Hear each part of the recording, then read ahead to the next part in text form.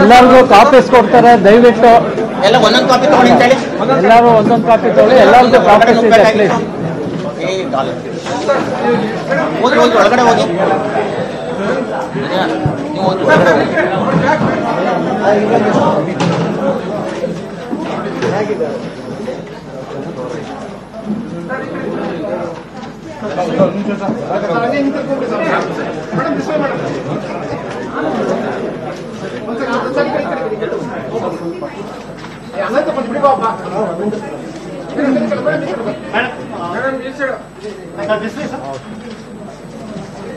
Okay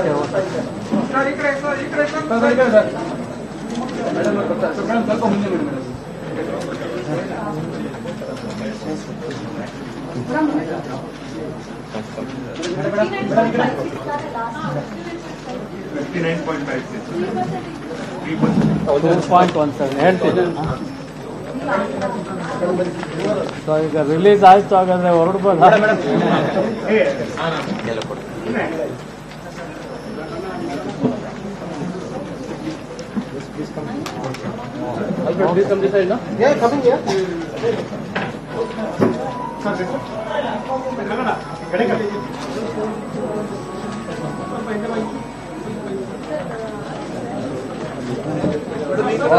ಬನ್ನಿ.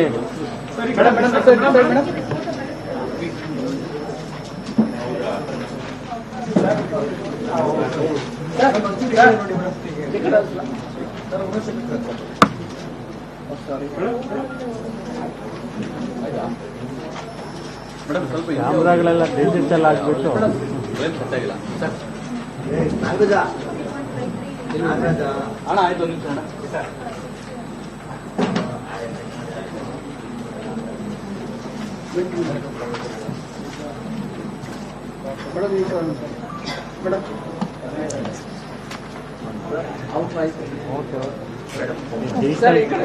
ಕ್ಯಾಮ್ರಾಗಳು digital ಆಗ್ಬಿಟ್ಟು ಯಾರು ಸ್ಟಾಪೇ ಮಾಡಲ್ಲ.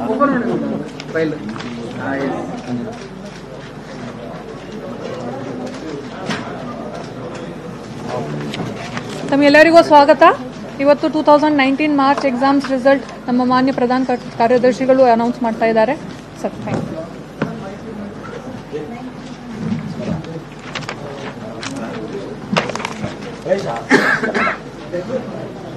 ಎಲ್ರಿಗೂ ಸ್ವಾಗತ. ಈ ದಿನ PU ಮಂಡಳಿ ವತಿಯಿಂದ ನಾವು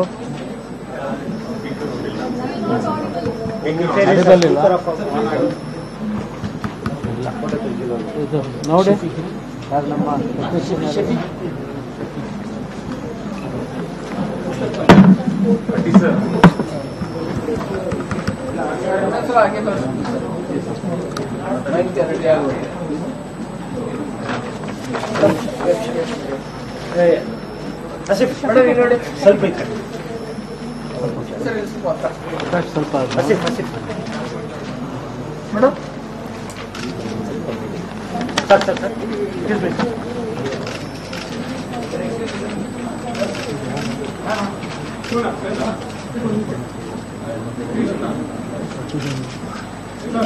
ಸ್ವಲ್ಪ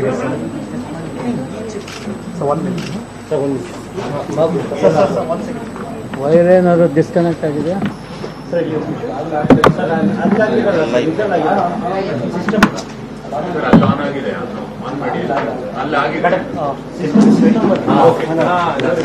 PUC ಫಲಿತಾಂಶ ಪ್ರಕಟವಾಗ್ತಾ ಇದೆ. ಉಡುಪಿಗೆ ಮೊದಲ ಸ್ಥಾನ ಸಿಕ್ಕಿದ್ರೆ ದಕ್ಷಿಣ ಕನ್ನಡಕ್ಕೆ 2ನೇ ಸ್ಥಾನ, ಹಾಗೆ ಕೊಡಗು ಜಿಲ್ಲೆಗೆ 3ನೇ ಸ್ಥಾನ. ಇನ್ನು ಉತ್ತರ ಕನ್ನಡ 4ನೇ ಸ್ಥಾನವನ್ನ ಪಡ್ಕೊಂಡಿದೆ. ಚಿಕ್ಕಮಗಳೂರು 5ನೇ ಸ್ಥಾನ, 61% ವಿದ್ಯಾರ್ಥಿಗಳು ಪಾಸ್ ಆಗಿದ್ದಾರೆ. 6.5 ಲಕ್ಷ ವಿದ್ಯಾರ್ಥಿಗಳಿಂದ ಪರೀಕ್ಷೆಯನ್ನ ಬರೆಯಲಾಗಿತ್ತು. ಆ 6.5 ಲಕ್ಷ ವಿದ್ಯಾರ್ಥಿಗಳಲ್ಲಿ ಈ ಬಾರಿ ಪರ್ಸೆಂಟೇಜ್ 61% ಇದೆ. ದ್ವಿತೀಯ PUC ಪರೀಕ್ಷೆಯ ಫಲಿತಾಂಶ ಪ್ರಕಟಗೊಳ್ತಾ ಇದೆ. ನೋಡ್ತಾ ಇದ್ದೀರಾ ನೀವು ಕೂಡ. 2019 ಮಾರ್ಚ್ ನಲ್ಲಿ ನಡೆದ ದ್ವಿತೀಯ PUC ಪರೀಕ್ಷೆಯ ಫಲಿತಾಂಶವನ್ನು ನಾವು ಈ ದಿನ ತಮ್ಮ ಮೂಲಕ ಬಿಡುಗಡೆ ಮಾಡ್ತಾ ಇದ್ದೇವೆ. ತಮಗೆಲ್ಲ ಗೊತ್ತಿದ್ದಾಗೆ ಮಾರ್ಚ್ 1ನೇ ತಾರೀಕಿನಿಂದ 18ರವರೆಗೆ ಒಟ್ಟು 1013 ಪರೀಕ್ಷಾ ಕೇಂದ್ರಗಳಲ್ಲಿ ಈ PUC ಪರೀಕ್ಷೆಯನ್ನು ನಡೆಸಲಾಗಿತ್ತು. ಒಟ್ಟು 6,71,653 ವಿದ್ಯಾರ್ಥಿಗಳು ಕಲೆ, ವಾಣಿಜ್ಯ ಮತ್ತು ವಿಜ್ಞಾನ ಸಂಯೋಜನೆಗಳಲ್ಲಿ ಪರೀಕ್ಷೆಯನ್ನು ಬರೆದಿದ್ರು. ಇವರ ಪೈಕಿ 4,14,587 ವಿದ್ಯಾರ್ಥಿಗಳು ಉತ್ತೀರ್ಣರಾಗಿದ್ದಾರೆ. ಇದು 61.73 ಫಲಿತಾಂಶವನ್ನು ನೀಡಿದೆ. ಈ ಫಲಿತಾಂಶ ಕಳೆದ ವರ್ಷಕ್ಕೆ ಹೋಲಿಸಿದಲ್ಲಿ 2.17% ಇಂಪ್ರೂವ್ಮೆಂಟ್ ಆಗಿದೆ. ಕಳೆದ ಬಾರಿ 59.56% ಇದ್ದ ಫಲಿತಾಂಶ ಈ ಬಾರಿ 61.73%ಗೆ ಏರಿಕೆಯಾಗಿದೆ. ಇದರಲ್ಲಿ ವಿಶೇಷವಾಗಿ ಹೊಸ ವಿದ್ಯಾರ್ಥಿಗಳು, ಪ್ರಥಮ ಬಾರಿಗೆ ಬರೀತಾ ಇರುವಂಥ ವಿದ್ಯಾರ್ಥಿಗಳು 68.29% ಫಲಿತಾಂಶವನ್ನು ಪಡೆದಿದ್ದಾರೆ. ಈ ಪೈಕಿ ವಿಜ್ಞಾನದಲ್ಲಿ 67.48% ಉತ್ತೀರ್ಣತೆ ಇದ್ದರೆ ವಿಜ್ಞಾನದಲ್ಲಿ 66.58% ಫಲಿತಾಂಶ ಬಂದಿದೆ. ವಾಣಿಜ್ಯದಲ್ಲಿ 66.39% ಬಂದಿದೆ. ಕಲೆಯಲ್ಲಿ 50.53% ಫಲಿತಾಂಶ ಬಂದಿದೆ.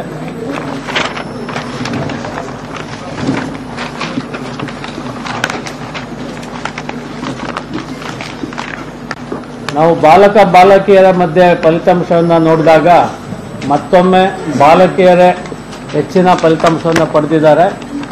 68.24% ಉತ್ತೀರ್ಣರಾಗಿದ್ದಾರೆ. ಬಾಲಕರು 55.29% ಉತ್ತೀರ್ಣರಾಗಿದ್ದಾರೆ. ಬಾಲಕಿಯರು ಮತ್ತು ಬಾಲಕರ ಮಧ್ಯೆ ಗ್ಯಾಪ್ ಬಹಳ ಹೆಚ್ಚಿನದಾಗಿರೋದನ್ನ ಗಮನಿಸಬಹುದಾಗಿದೆ.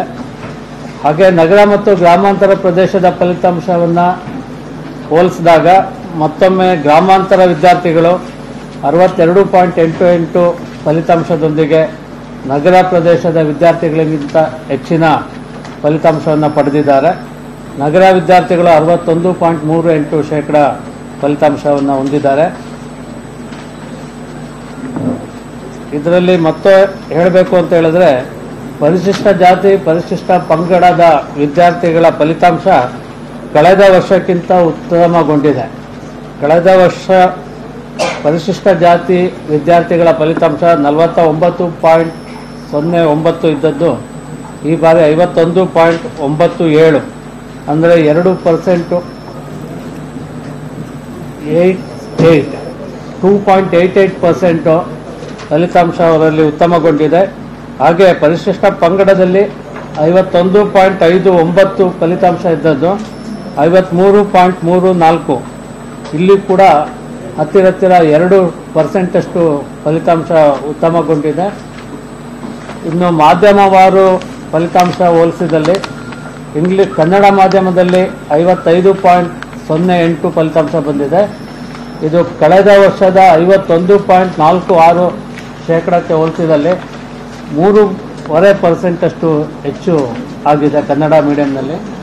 ಇಂಗ್ಲೀಷ್ ಮೀಡಿಯಂನಲ್ಲಿ 66.06 ಇತ್ತು ಕಳೆದ ವರ್ಷ, ಈ ಬಾರಿ 66.9. ಅದು ಬಹುತೇಕ ಸ್ವಲ್ಪ ಮಾರ್ಜಿನಲ್ ಇನ್ಕ್ರೀಸ್ ಇದೆ. ಆದರೆ ಕನ್ನಡದಲ್ಲಿ 3.5% ಫಲಿತಾಂಶ ವೃದ್ಧಿಯಾಗಿರೋದನ್ನ ನಾವು ಗಮನಿಸಬಹುದು. ಇನ್ನು ಸಂಯೋಜನೆವಾರು ಬೇರೆ ಬೇರೆ ಸ್ಟ್ರೀಮ್ನಲ್ಲಿ ಆರ್ಟ್ಸ್, ಸೈನ್ಸ್ ಮತ್ತು ಕಾಮರ್ಸ್ನಲ್ಲಿ ಅತ್ಯಂತ ಹೆಚ್ಚಿನ ಅಂಕಗಳು ಬಂದಿರೋದನ್ನು ಗಮನಿಸಿದಲ್ಲಿ ಕಲಾ ಸಂಯೋಜನೆಯಲ್ಲಿ 594 ಮಾರ್ಕ್ಸ್ಗಳು ಇಡೀ ರಾಜ್ಯದಲ್ಲಿ ಹೈಯೆಸ್ಟ್ ಮಾರ್ಕ್ಸ್ ಆಗಿದೆ. ವಾಣಿಜ್ಯದಲ್ಲಿ 596 ಮಾರ್ಕ್ಸ್ಗಳು ಅತ್ಯಂತ ಹೆಚ್ಚಿನ ಮಾರ್ಕ್ಸ್ ಆಗಿದೆ. ಹಾಗೆ ವಿಜ್ಞಾನ ಸಂಯೋಜನೆಯಲ್ಲಿ 594. ಅಂದರೆ ಈ ಬಾರಿ ವಾಣಿಜ್ಯ ಸಂಯೋಜನೆಯಲ್ಲಿ ಅತ್ಯಂತ ಹೆಚ್ಚಿನ ಅಂಕಗಳನ್ನು ರಾಜ್ಯದಲ್ಲಿ ಗಳಿಸಿದ್ದಾರೆ ಅಂತ ಹೇಳ್ಬೋದು, 596.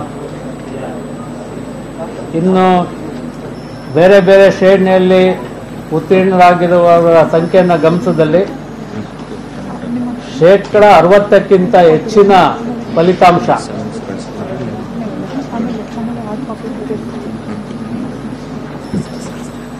ಸುಮಾರು 2,82,124 ಇಷ್ಟು ಮಂದಿ 60% ಹೆಚ್ಚಿನ ಫಲಿತಾಂಶವನ್ನು ಪಡೆದಿದ್ದಾರೆ. ಅಂದರೆ 4,14,000ಕ್ಕೆ ಹೋಲಿಸಿದಲ್ಲಿ ಇವರ ಸಂಖ್ಯೆ 50%ಕ್ಕಿಂತ ಹೆಚ್ಚಿನದಿರುವುದನ್ನು ನಾವು ಗಮನಿಸಬಹುದಾಗಿದೆ. 60% ಹೆಚ್ಚಿನ ವಿದ್ಯಾರ್ಥಿಗಳು ಪ್ರಥಮ ದರ್ಜೆಗಿಂತ ಹೆಚ್ಚಿನ ಅಂಕಗಳನ್ನು ಗಳಿಸಿದ್ದಾರೆ. ಅದರಲ್ಲಿ 54,823 ವಿದ್ಯಾರ್ಥಿಗಳು 85%ಕ್ಕಿಂತ ಹೆಚ್ಚಿನ ಅಂಕಗಳನ್ನು ಗಳಿಸಿದ್ದಾರೆ, ಡಿಸ್ಟಿಂಕ್ಷನನ್ನು ಸಾಧನೆ ಮಾಡಿದ್ದಾರೆ. ಇನ್ನು ತೃತೀಯ ದರ್ಜೆಯಲ್ಲಿ ಉತ್ತೀರ್ಣರಾದವರು 52,106, ದ್ವಿತೀಯ ದರ್ಜೆಯಲ್ಲಿ ಉತ್ತೀರ್ಣರಾದವರು 80,357. ಮತ್ತು ಕೆಲವು ಬಹುತೇಕ ಎಲ್ಲ ವಿಷಯಗಳಲ್ಲಿ ವಿದ್ಯಾರ್ಥಿಗಳು ವಿವಿಧ ಪ್ರಮಾಣದಲ್ಲಿ 100ಕ್ಕೆ 100ರಷ್ಟು ಅಂಕಗಳನ್ನು ಗಳಿಸಿದ್ದಾರೆ. ಇದರಲ್ಲಿ ಅತಿ ಹೆಚ್ಚು ಅಂತ ಹೇಳಿದ್ರೆ ಗಣಿತಶಾಸ್ತ್ರದಲ್ಲಿ 2,447 ವಿದ್ಯಾರ್ಥಿಗಳು 100ರಷ್ಟು ಅಂಕಗಳನ್ನು ಗಣಿತಶಾಸ್ತ್ರದಲ್ಲಿ ಗಳಿಸಿದ್ದಾರೆ. ನಂತರದಲ್ಲಿ ಲೆಕ್ಕಶಾಸ್ತ್ರ ಅಕೌಂಟೆನ್ಸಿನಲ್ಲಿ 1,939 ವಿದ್ಯಾರ್ಥಿಗಳು 100ಕ್ಕೆ 100ರಷ್ಟು ಅಂಕಗಳನ್ನು ಗಳಿಸಿದ್ದಾರೆ. ಗಣಕ ವಿಜ್ಞಾನ ಕಂಪ್ಯೂಟರ್ ಸೈನ್ಸ್ನಲ್ಲಿ 1,546 ವಿದ್ಯಾರ್ಥಿಗಳು 100ರಷ್ಟು ಅಂಕಗಳನ್ನು ಗಳಿಸಿದ್ದಾರೆ.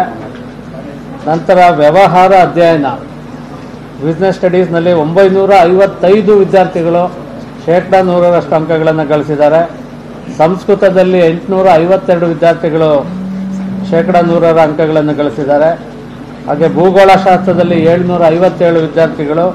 ಹೀಗೆ ಬಹುತೇಕ ಎಲ್ಲ ವಿಷಯಗಳಲ್ಲೂ ಕೂಡ 100ಕ್ಕೆ 100ರಷ್ಟು ಅಂಕಗಳನ್ನು ಬಹಳಷ್ಟು ವಿದ್ಯಾರ್ಥಿಗಳು ಗಳಿಸಿದ್ದಾರೆ.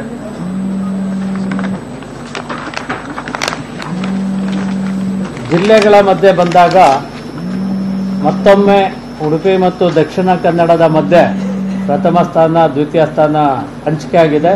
ಈ ಬಾರಿ ಉಡುಪಿ 92.20 ಶೇಕಡಾವಾರು ಪ್ರಮಾಣದ ಫಲಿತಾಂಶದ ಜೊತೆಗೆ ಮೊದಲ ಸ್ಥಾನದಲ್ಲಿದೆ. ನಂತರ ದಕ್ಷಿಣ ಕನ್ನಡ 90.91 ಉತ್ತೀರ್ಣದ ಜೊತೆಗೆ ಎರಡನೇ ಸ್ಥಾನ ಇದೆ. ಕೊಡಗು 83.31% ಜೊತೆಗೆ ಮೂರನೇ ಸ್ಥಾನದಲ್ಲಿದೆ. ಹಾಗೂ ಈ ಬಾರಿ ಚಿತ್ರದುರ್ಗ 51.42 ಫಲಿತಾಂಶದೊಡನೆ ಕೊನೆಯ ಸ್ಥಾನದಲ್ಲಿದೆ. ಕಳೆದ ಬಾರಿ ಚಿಕ್ಕೋಡಿ ಈ ಕೊನೆಯ ಸ್ಥಾನದಲ್ಲಿತ್ತು, ಅದೀಗ 25ನೇ ಸ್ಥಾನಕ್ಕೆ ಹೋಗಿದೆ. ಚಿತ್ರದುರ್ಗ ಅಂತಿಮ ಸ್ಥಾನವನ್ನು ಗಳಿಸಿದೆ. ಈ ಬಾರಿ ಇನ್ನೊಂದು ಸಂತೋಷದ ವಿಷಯ ಅಂತ ಹೇಳಿದ್ರೆ, ವಿಕಲಚೇತನ ವಿದ್ಯಾರ್ಥಿಗಳು ಉತ್ತಮ ಫಲಿತಾಂಶವನ್ನು ಪಡೆದಿದ್ದಾರೆ. ಅವರು ಬೇರೆ ಯಾವುದೇ ವಿದ್ಯಾರ್ಥಿಗಳಿಗೆ ಕಡಿಮೆ ಇಲ್ಲದ ಹಾಗೆ ಅತ್ಯುತ್ತಮ ಫಲಿತಾಂಶವನ್ನು ಪಡೆದಿದ್ದಾರೆ. ದೃಷ್ಟಿಮಾಂದ್ಯ ಮಕ್ಕಳು 76.14%, ಅಂದರೆ ಸಾಮಾನ್ಯ ಫಲಿತಾಂಶಕ್ಕಿಂತ ಬಹಳ ಹೆಚ್ಚಿನ ಫಲಿತಾಂಶ ಪಡೆದಿದ್ದಾರೆ. ಆರ್ಥೋ ಮೂಳೆಗೆ ಸಂಬಂಧಪಟ್ಟ ವಿಕಲಚೇತನ ವಿದ್ಯಾರ್ಥಿಗಳು 69.83% ಫಲಿತಾಂಶ ಹೊಂದಿದ್ದಾರೆ. ಡಿಸ್ಲೆಕ್ಸಿಯಾ ಬಹು ಅಂಗಗಳ ವೈಫಲ್ಯತೆ 60.35 ಫಲಿತಾಂಶ ಪಡೆದಿದ್ದಾರೆ. ನಂತರದಲ್ಲಿ ವಿವಿಧ ಕಾಲೇಜುಗಳ ವಿವಿಧ ಕಾಲೇಜುಗಳ ಪೈಕಿ ಹೋಲಿಸಿದಲ್ಲಿ ಸರ್ಕಾರಿ ಪದವಿ ಪೂರ್ವ ಕಾಲೇಜುಗಳು 50.94% ಫಲಿತಾಂಶ ಪಡೆದಿದೆ. ಇದು ಕಳೆದ ಬಾರಿಗಿಂತ 2% ವೃದ್ಧಿಯಾಗಿದೆ. 100ಕ್ಕಿಂತ ಹೆಚ್ಚು ಫಲಿತಾಂಶ ಬಂದ 100ರಷ್ಟು ಫಲಿತಾಂಶ ಬಂದ ಕಾಲೇಜುಗಳ ಪೈಕಿ ಸರ್ಕಾರಿ ಪದವಿ ಪೂರ್ವ ಕಾಲೇಜುಗಳು 15 ಇದೆ. ಒಟ್ಟಾರೆ 80 ಕಾಲೇಜುಗಳು ಈ 100ರ ಸಾಧನೆ ಮಾಡಿವೆ. ಶೂನ್ಯ ಫಲಿತಾಂಶದಲ್ಲಿ ಗಮನಿಸಬೇಕಾದ ಅಂಶ ಅಂತ ಹೇಳಿದ್ರೆ, ಅನುದಾನ ರಹಿತ ಪದವಿ ಪೂರ್ವ ಕಾಲೇಜುಗಳು 94 ಕಾಲೇಜುಗಳಲ್ಲಿ ಶೂನ್ಯ ಫಲಿತಾಂಶ ಇದೆ. ಸರ್ಕಾರಿ ಪದವಿ ಪೂರ್ವ ಕಾಲೇಜುಗಳಲ್ಲಿ 3 ಮಾತ್ರ ಈ ನಂಬರ್ ಇದೆ. ಇದರಲ್ಲಿ ಈಗ ಏನು ನಾವು ಫಲಿತಾಂಶವನ್ನು ಪ್ರಕಟ ಮಾಡಿದ್ದೇವೆ, ಈಗ 12 ಗಂಟೆಗೆ PU ಮಂಡಳಿಯ ವೆಬ್ಸೈಟ್ನಲ್ಲಿ ಲಭ್ಯ ಆಗುತ್ತೆ. ಮತ್ತು ಇವತ್ತು ಎಲ್ಲ ಕಾಲೇಜುಗಳಿಗೆ ಈ ಫಲಿತಾಂಶವನ್ನು ಕಳಿಸ್ಕೊಡ್ಲಾಗುತ್ತೆ. ನಾಳೆ ಬೆಳಿಗ್ಗೆ ಎಲ್ಲ ಕಾಲೇಜುಗಳಲ್ಲಿ ಇದು ಪ್ರಕಟ ಆಗ್ತಾ ಇದೆ. ಇದರಲ್ಲಿ ವಿದ್ಯಾರ್ಥಿಗಳ ಭಾವಚಿತ್ರಗಳಲ್ಲಿ ಏನಾದರೂ ನ್ಯೂನತೆ ಇದ್ದರೆ ಅದನ್ನ ಸರಿ ಮಾಡ್ಕೊಳ್ಳೋದಕ್ಕೆ ನಾಳೆಯಿಂದ 30ನೇ ತಾರೀಕಿನವರೆಗೆ ಆನ್ಲೈನ್ ಪೋರ್ಟಲ್ನಲ್ಲಿ ಅವಕಾಶ ಕಲ್ಪಿಸಿಕೊಡಲಾಗಿದೆ. ಮತ್ತು ಉಳಿದಂತೆ ಉತ್ತರ ಪತ್ರಿಕೆಗಳ ಸ್ಕ್ಯಾನಿಂಗ್ ಪ್ರತಿಯನ್ನು ಪಡೀಲಿಕ್ಕೆ, ಮರು ಎಣಿಕೆಗೆ ಅರ್ಜಿ ಹಾಕಲಿಕ್ಕೆ ಮತ್ತು ಮರು ಮೌಲ್ಯಮಾಪನಕ್ಕೆ ಅರ್ಜಿ ಹಾಕಲಿಕ್ಕೆ ನಾವು ಈಗಾಗಲೇ ವಿವಿಧ ದಿನಾಂಕಗಳನ್ನು ಪ್ರಕಟ ಮಾಡಿದ್ದೇವೆ. ಅದು ನಮ್ಮ ವೆಬ್ಸೈಟ್ನಲ್ಲೂ ಕೂಡ ಲಭ್ಯ ಇದೆ ಮತ್ತು ಎಲ್ಲ ಕಾಲೇಜುಗಳಲ್ಲಿ ಕೂಡ ಲಭ್ಯ ಆಗುತ್ತೆ. ಅದೇ ರೀತಿ ಈ ಫಲಿತಾಂಶವನ್ನು ತಿರಸ್ಕಾರ ಮಾಡಿ, ಅಂದರೆ ಮತ್ತೊಮ್ಮೆ ಹೆಚ್ಚಿನ ಫಲಿತಾಂಶಕ್ಕೋಸ್ಕರ ಪರೀಕ್ಷೆ ಬರೆಯಲಿಕ್ಕೂ ಕೂಡ ನಾವು ಅವಕಾಶ ಮಾಡಿಕೊಟ್ಟಿದ್ದೇವೆ. ಕೊನೆಯದಾಗಿ ಈ ಬಾರಿ ನಾವು ಫಲಿತಾಂಶವನ್ನು ಬೇಗ ಪ್ರಕಟ ಮಾಡಲಿಕ್ಕೆ ಸಾಧ್ಯ ಆಯಿತು. ಇದಕ್ಕೆ ಗಣಕೀಕರಣ ಮತ್ತು ಆನ್ಲೈನ್ ಮೌಲ್ಯಮಾಪನದ ಒಂದು ಫಲಿತಾಂಶವನ್ನು ತರಿಸ್ಕೊಳ್ಳೋಕ್ಕೆ ಸಾಧ್ಯ ಆದದ್ದು ಪ್ರಮುಖ ಕಾರಣ. ಇದರಿಂದಾಗಿ ವಿದ್ಯಾರ್ಥಿಗಳಿಗೆ CET ಎಕ್ಸಾಮ್ ಬರೀಲಿಕ್ಕೆ ಹೆಚ್ಚಿನ ಒಂದು ಖಚಿತತೆ ಸಿಗುತ್ತೆ. ಹಾಗೆ ಸಪ್ಲಿಮೆಂಟ್ರಿ ಎಕ್ಸಾಮನ್ನು ಕೂಡ ನಾವು ಬೇಗ ಮಾಡಲಿದ್ದೇವೆ. ಇದರ ಮೂಲಕ ಯಾವುದೇ ವಿದ್ಯಾರ್ಥಿ ತನ್ನ ಒಂದು ಶೈಕ್ಷಣಿಕ ವರ್ಷವನ್ನು ಕಳೆದುಕೊಳ್ಳೋ ಅವಶ್ಯಕತೆ ಇಲ್ಲ. ಜೂನ್ ಮೊದಲ ವಾರದ ಅಂತ್ಯದಲ್ಲಿ ನಾವು ಬಹುಶಃ ಮೊದಲ ಅಥವಾ 2ನೇ ವಾರದಲ್ಲಿ ಈ